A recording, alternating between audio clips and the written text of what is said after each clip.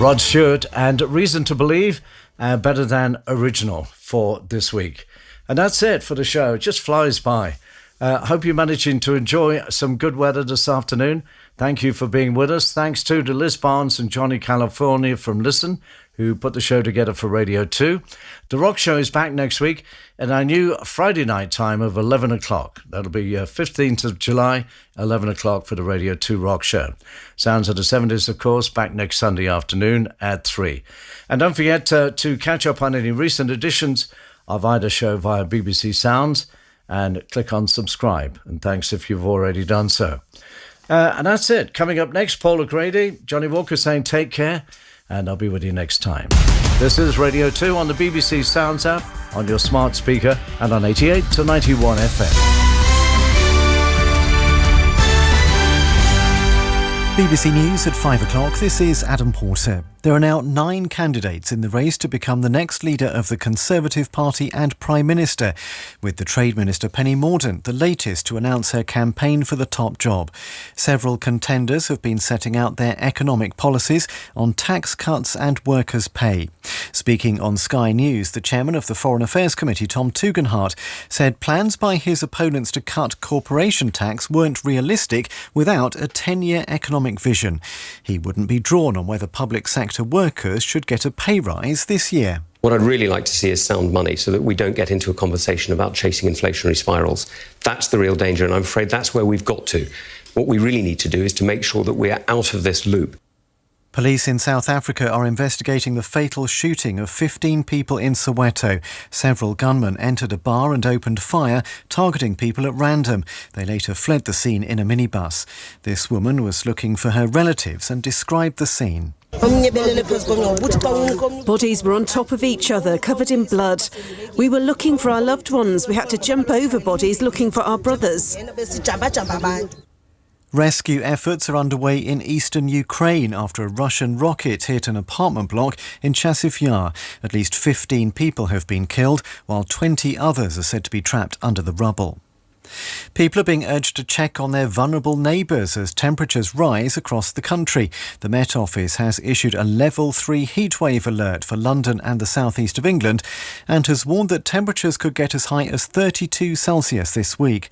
Joe Toscano of the Alzheimer's Society says people with dementia are at a particularly high risk from extreme heat. Somebody who might have memory loss problems, they often forget to drink, they may have some difficulties getting up and getting themselves a drink, and so it means that they're more likely to become dehydrated. So what we really want people to do is to be going and checking on people that they know with dementia. If you're a carer, if you have a family member or a friend, just popping in and making sure that they have access to fluids. Formula One has launched an investigation into reports of fans being subjected to sexist, racist and homophobic abuse at the Austrian Grand Prix. The behaviour was highlighted by Lewis Hamilton, who said he was disgusted. He also criticised spectators for cheering when he crashed during qualifying. At Wimbledon, Novak Djokovic is defending his men's singles title against the Australian Nick Kyrgios.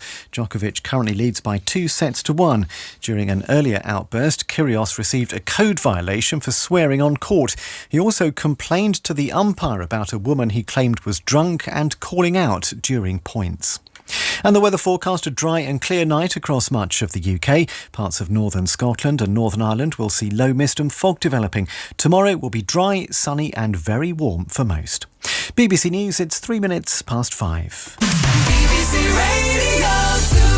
Now let's get some travel news. Here's Sauna Merchant. Adam, thank you. And Glasgow Green, where we have the music festival, which is going on. The road closure is still in Glasgow Green, Greendyke Street and Mott Street. And a reminder that ScotRail services finish early today. County Durham, the A167 is still closed. That's at the Croxdale roundabout and through to Thinford. Investigation work still underway there. And the A55 North Wales Expressway at Kaiwis at Junction 31. There was a car on fire. They have released the traffic now, but it's still busy. The M6 not doing too badly at Whitehall northbound heading towards Longridge at junction 31A. The M55 just showing signs now of return traffic. That's heading towards the M6 on the eastbound side. A1 Doncaster bypass and southbound junction 39.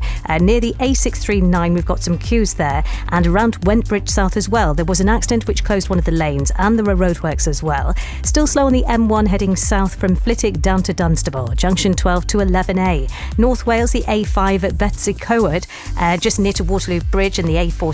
We've had an accident there which has closed the road. And then the A470 southbound at Abercannade roundabout through to the Abercunnan roundabout. That's still closed because of an accident. And then just a word really on the M25. It's still busy but reopened now near the M11, the M11 junction 27 anti-clockwise, and also along the bottom at 6 at Godstone. That's where the car overturned. 2 lanes were closed. Back with more for you in an hour. On BBC Sounds, on your smart speaker, and on 88 to 91 FM. On BBC Radio 2. Afternoon.